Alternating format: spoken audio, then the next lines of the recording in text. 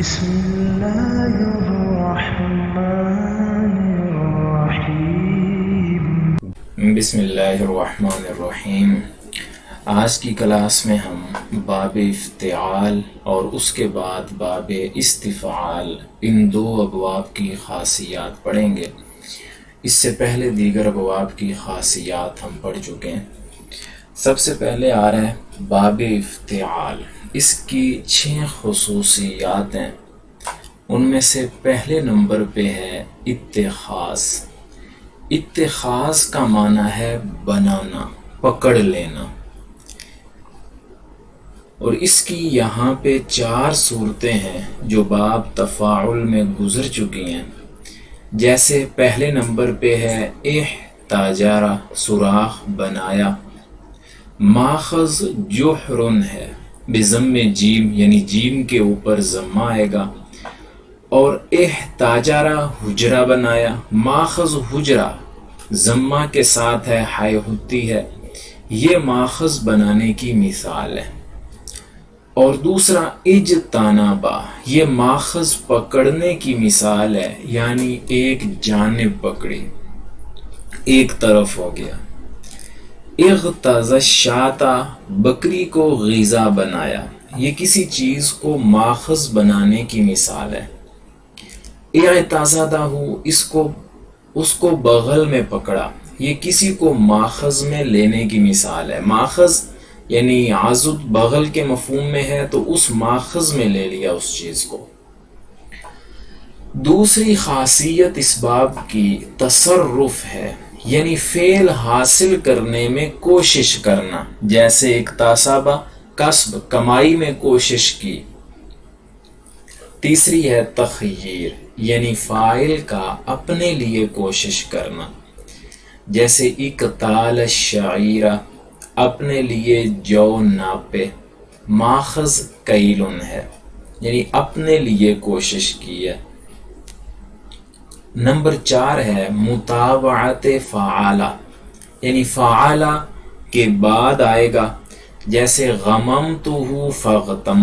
متابعت کی پچھلے ابواب میں بہت سی مثالیں وغیرہ گزری ہیں کہ میں نے اس کو غمگین کیا، پس وہ غمگین ہو گیا، یہ متابعت ہوتی ہے۔ اور 5ویں نمبر پہ ہے موافقت، مجرد کے ساتھ بھی اس کی موافقت ہے، مطلب یہ کہ اس باب افتعال سے آ جائے یا مجرد سے آ جائے، معنی ایک ہی ہوتا ہے۔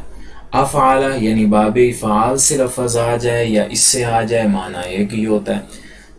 تو یہ 5 ابواب کے ساتھ یہ موافقت رکھتا ہے۔ سب کی مثالیں ترتیب سے دی ہیں، جیسے ابتلاجا بمانا بالاجا، معنی روشن ہوا۔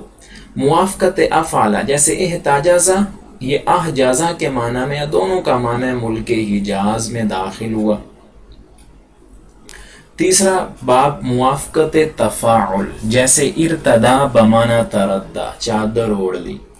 موافقت تفاعلہ جیسے اختصام زید و عمر، یہ بمانا تخاصما ہے، زید اور عمر آپس میں لڑے جھگڑے۔ موافقت استفعالہ جیسے تاجارہ بمانا استاجارہ ہے، اجرت طلب کی۔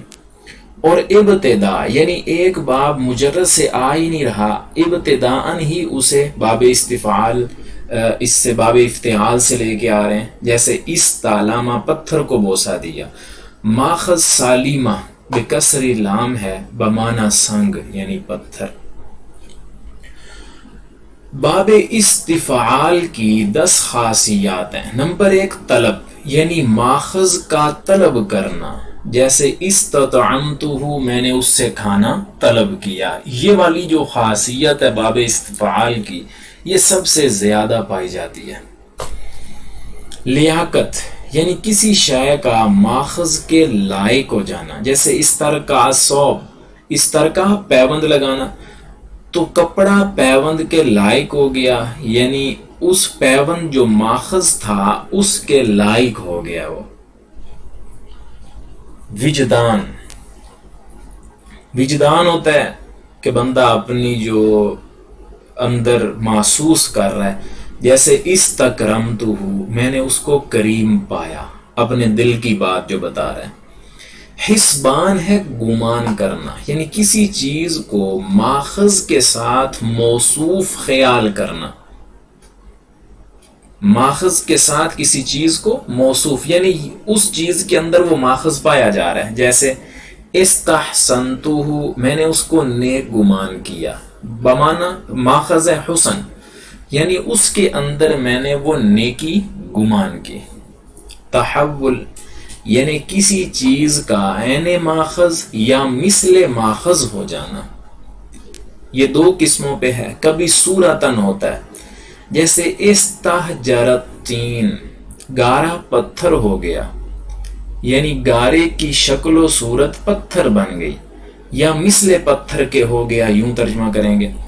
ماخذ حجر ہے۔ معنوی، کہ یعنی صورت تو اس طرح کی نہ بنی ہو، ماخذ والی صورت نہ بنی ہو، لیکن معنن ہم وہی لے رہے ہیں۔ جیسے یہ مثال سے سمجھ آئے گا، اونٹ اونٹنی ہو گیا۔ اب اونٹ حقیقت میں اونٹنی نہیں ہوا، جیسے گارا حقیقت میں پتھر ہو گیا، صورت ہی پتھر کی بن گئی۔ ادھر اونٹ کی صورت اونٹنی والی وہ چیز نہیں بنی، وہ مراد نہیں ہے، بلکہ یہاں مراد ہے کہ اونٹ اپنی کمزوری میں اونٹنی کی طرح ہو گیا، کمزور ہو گیا۔ جیسے استونق الجمل، یعنی صفت ذوف میں ماخذ ناکا ہے، یعنی اونٹنی ہو گیا۔ نمبر 6 ہے اتخاذ، جیسے استوطن الہند، ہند کو وطن بنا لیا، ماخذ وطن ہے، پچھلے ابواب میں بھی اس کی مثالیں ابھی گزری ہیں۔ قصر، یعنی اختصار کے واسطے مرکب سے ایک کلمہ اشتقاق کر لینا، یعنی جیسے مثال اگر ہم دیکھ لیں، استرجع، یہ باب استفعال ہے، اس کا مطلب ہے انا للہ و انا الیہ راجعون پڑھنا۔ اب پورا مرکب تھا، وہ جملہ تھا، اس کو ہٹا کر صرف ایک کلمہ بنا لیا گیا جو کہ استرجع ہے۔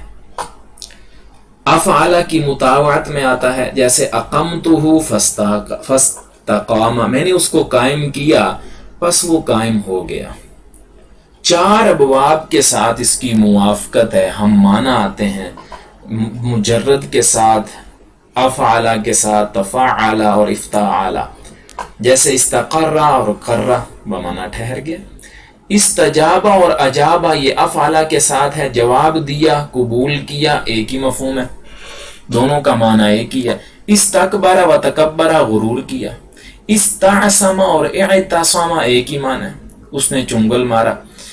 10ویں نمبر پہ ہے ابتدا، کہ ابتدان ہی ایک لفظ مجرد سے آ نہیں رہا تو اسے پھر استفعال سے لے کے آ جاتے ہیں، جیسے استعانہ، کہ اس نے بال صاف کیے، ماخذ اس کا آنا ہے۔ تو یہ 2 ابواب کی خاصیات اس کلاس میں ہم نے کی ہیں، امید ہے کہ آپ سمجھ گئے ہوں گے۔